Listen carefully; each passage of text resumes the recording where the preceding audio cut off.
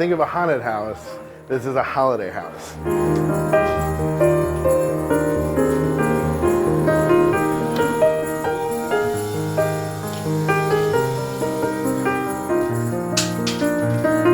We designed and concepted the whole thing, and along with a huge team of our art directors.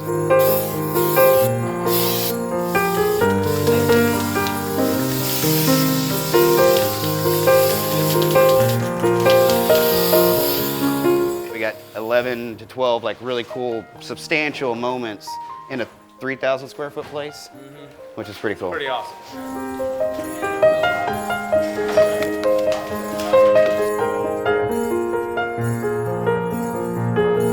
And you feel immersed in different experiences, and you never know what to expect from one room to the next. Well, I mean, I guess not, because they turned it up.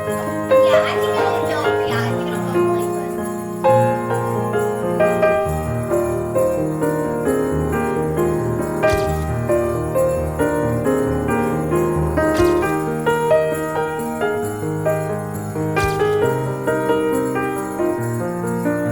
To this day, I look around and I cannot believe that this has happened. Like, this is something we're doing right now.